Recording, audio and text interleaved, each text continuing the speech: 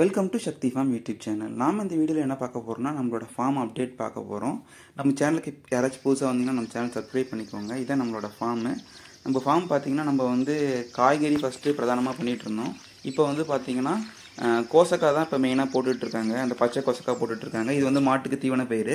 நம்ம நம்மளோட மெயின் பார்த்திங்கன்னா கோழி, நம்ம அதை தான் பார்த்துக்குறோம். பெருவடை கோழிகள் வளர்த்திட்ருக்கோம். இனவளை கோழிகள் பீஸ் ரேட்டு கொடுத்துட்ருக்கோம். இது பார்த்திங்கன்னா தலைச்சேரி கெடா, இது நம்ம கொடுத்துட்டோம். இது கோழி வளர்த்துக்காக நம்ம என்ன பண்ணியிருக்கோம் அப்படின்னா, இந்த வயல் ஃபுல்லாக நம்ம மரம் வச்சு நிழலுக்காகவே விட்டுட்டோம் ஃபுல்லாகவே.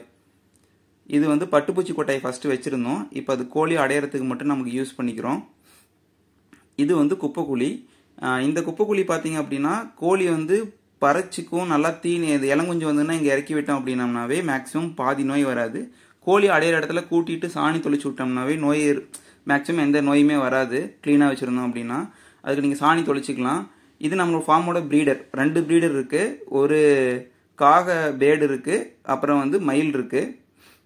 அப்புறம் பார்த்தீங்கன்னா இது முட்டிக்கருப்பு செட்டு. இந்த வெடை அது இல்லாமல் நம்மக்கிட்ட தலைவர் செட்டு இருக்குது. அப்புறம் நம்ம என்ன பண்ணோம்னா அதை நம்மளோட ஓன் ப்ரீடில் போட்டு உடச்சி எடுத்து நம்ம வச்சுருக்கோம். நம்ம 2012 இனவளை கோழிகள் வளர்த்திக்கிட்டு இருக்கோம். நம்ம பீஸ் ரேட்டு கொடுத்துட்ருக்கோம். இது பார்த்தீங்க அப்படின்னா ஒயிட்டு. அதாவது நம்ம இதில் பார்த்தீங்கன்னா ஒரு 40% நம்மகிட்ட ஒயிட் இருக்கும். நம்மளோட ஃபேவரட் கலர் ஒயிட்டுங்கிறனால நம்ம அதை வச்சுருக்கோம். ஒயிட்டில் பார்த்தீங்கன்னா நம்ம எல்லா வேரியண்ட்டுமே வச்சுருந்தோம். இப்போ நம்மக்கிட்ட கம்மியாக இருக்குது. சக்தி ஃபார்ம் டூர்னு ஒரு வீடியோ போட்டிருப்போம். அதில் பார்த்தீங்கன்னா ஒரு விடையே ஒரு 60 விடைக்கு மேலே இருக்கும். நம்ம ரொம்ப பெருசாக பண்ணலான்னு ஸ்டார்ட் பண்ணோம். ஒரு ரீசன்னால விட்டோம். நம்ம திரும்ப இப்போ தான் அடை வைக்க ஆரம்பிச்சிருக்கோம். அது வீடியோ லாஸ்ட்டில் வரும். இப்போ சிக் ஹேட்ச் ஆனதை நம்ம காட்டுறோம். இந்த மயில் ப்ரீடரும் அந்த காக பேடுக்கும் தான் நம்ம ஃபுல்லாக ப்ரீட் பண்ணிகிட்டு இருக்கோம். பெருவடை வளர்த்துறீங்க அப்படின்னாவே, இனவளை கோழிகள் வளர்த்துறீங்கனாவே விடை எல்லாமே ஒரு 3 மாதத்துக்கு ஒருக்கா விடை சேவல்லாம் பிடிச்சி சந்திரக்க இருக்கான்னு பார்க்கணும். அப்படி இருந்துச்சுன்னா உடனடியாக கழிச்சிடணும். ஒன்று. அடுத்தது பார்த்தீங்க அப்படின்னா ஒரு 3 மாதத்துக்கு ஒருக்கானாச்சும் டிவார்மிங் கொடுத்துடணும். அப்புறம் நீங்கள் டிவார்மிங் நாம் அல்பமர் கொடுத்துட்ருக்கோம். தண்ணியில் கலந்து கொடுத்துட்ருக்கோம். இல்லை நீங்கள் சிரிஞ்சில் கொடுக்குறனாலும் கொடுக்கலாம். அதுக்கப்புறம் நீங்கள் பார்த்தீங்க அப்படின்னா அந்த 21 டேஸ்க்கு அப்புறம் ஒரு லசோட்டா விட்டுறதுன்னு சொல்லுவாங்க. அது கண்ணில் விடலாம். நீங்கள் எல்லாத்துக்குமே காமனாக விட்டுருங்க. அது வேக்சின் பண்ணிடுங்க. அப்புறம் நெல் வாங்கி வச்சுக்கோங்க.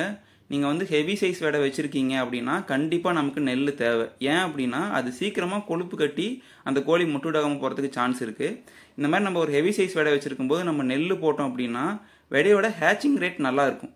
அப்புறம் வால் கட்டு அதிகமாக இருக்க விடையா இருந்துச்சு அப்படின்னா நீங்கள் வால் பொங்க ரிமூவ் பண்ணி விடலாம், இல்லைனா கட் பண்ணி விடலாம். அப்படி விட்டீங்க அப்படின்னா அந்த விசிறி வாலாக இருக்கிறதுல ஹேச்சிங் ரிசல்ட் நல்லாயிருக்கும். இது அந்த காகபேடு ப்ரீடர் சொன்னோம்ல, இது ஒரு 4 கிலோ கிட்ட இருக்கும். இது நம்ம கட்டுத்தர போட்டோம் அப்படின்னா மேபி நமக்கு ஒரு 5 கிலோ வரைக்கும் கொண்டு வரலாம். இப்போ நம்ம ப்ரீடிங்க்கு தேவைங்கிறதுனால நம்ம அப்படியே அதை விட்டோம். ஒரு கோழிக்கு 5 விடை வீதம் நம்ம இருக்கலாம். மேக்ஸிமம் 5 விடை இருக்கலாம். அதுக்கு மேலே இருக்கக்கூடாது. ஹெவி சைஸ் விடைன்னு சொன்னேன்ல, நீங்கள் ஒரு பேட்ச் மொட்டு விட்டுச்சு அப்படின்னா நீங்கள் அந்த பேட்ச் அடை வச்சிடணும். இல்லை என்னால் அடை வைக்க முடியல அப்படின்னா அந்த கோழியை கட்டி போடுறதோ இல்லை உடனே எடுத்து வெளியே விட்டோம் அப்படின்னா அது என்ன ஆயிரும்னா சீக்கிரம் மறுபடியும் பருவத்துக்கு முட்டை விட்டுச்சு அப்படின்னா அது ஒரு 10 முட்டை விட்டுட்டு இருக்குன்னா ஒரு 7 முட்டை விட ஆரம்பிச்சிரும். அப்புறம் கோழி வெயிட் அதிகமாயிரும், முட்டையோட சைஸ் சின்னதாயிரும், ஹேச்சிங் ரிசல்ட் நமக்கு கம்மியாயிரும். நம்ம எவ்வளோ கோழி வச்சிருக்கோங்கிறது விஷயம் கிடையாது, அதுலேருந்து எவ்வளோ உற்பத்தி பண்ணுறோங்கிறது தான் முக்கியம். நம்ம ஹெவி சைஸ் பண்ணும்போது நம்ம நெல் போட்டுக்கலாம். வெயிட் ஏறிடுச்சு அப்படின்னா நம்ம ஒரு மாதம் கோழியை கேஜ்லேயோ எதுலேயோ போட்டு, இல்லை நம்ம கட்டி சில பேர் வச்சுருப்பாங்க, அதுக்கு நம்ம நெல் மட்டுமே கொடுத்தோம்னா வெயிட் குறைஞ்சிரும். அதுக்கப்புறம் நம்ம ப்ரீடிங்க்கு யூஸ் பண்ணிக்கலாம். அப்புறம் கோழிக்கு நிறம் பத்தலை அப்படின்னு சொல்லுவாங்க. அந்த வெயிலில் பொங்கு மின்ற மாதிரி இருக்கிறது தான் அந்த நல்லா நிறமாக ஷைனிங்காக வரும் அப்படிம்பாங்க. ஒரு சில பேர் நிறம் பத்தலை அப்படின்னு சொல்லுவாங்க, அந்த மாதிரி கோழிங்க. அப்புறம் சேவல் ப்ரீடருக்கு என்ன பண்ணணும் அப்படின்னா நம்ம டெய்லியும் நைட்டு அதுக்கு தனியாக கள்ளப்பருப்பு கொடுக்கணும். அதாவது நாங்கள் ஃப்ரீ ரேஞ்சில் ப்ரீடிங் விட்டுருக்கோம், ஆனால் எங்களால் ஃப்ரீ ரேஞ்சில் ப்ரீடிங் இருக்கனால நாங்கள் அதுக்கு தனியாக கட்டுத்தர போட முடியாது அப்படின்னா டெய்லி நைட்டு பிடிச்சி அதுக்கு நீங்கள் கள்ளப்பருப்பு கொடுத்தீங்க அப்படின்னா ரிசல்ட் நல்லாயிருக்கும். இது பார்த்தீங்கன்னா நம்ம ஃபார்மில் இப்போ ஹேட்ச் ஆகிருக்கிறது அந்த மயிலுக்கும் அந்த காகபேடுக்கும் ஆனது. இதில் 2 குஞ்சு பார்த்தீங்கன்னா அந்த சுள்ளி பூதி இருக்கும், ஃபர்ஸ்ட் வீடியோவில் பார்த்துருப்பீங்க, அதுக்கானது. ஃப்யூச்சரில் நம்ம ஃபார்ம் பழையபடி அந்த சக்தி ஃபார்ம் டூர் வீடியோவில் போட்ட மாதிரி ஒரு 50-60 விடை இருந்த மாதிரி எக்ஸ்டெண்ட் பண்ணுறதுக்காக இப்போ ப்ராசஸ் போயிட்டுருக்கு. அப்பப்போ நம்ம கொடுத்துக்கிட்டு இருக்கோம். ஃப்யூச்சரில் இனி சேல்ஸ் வரும். தேங்க்ஸ் ஃபார் வாட்சிங்.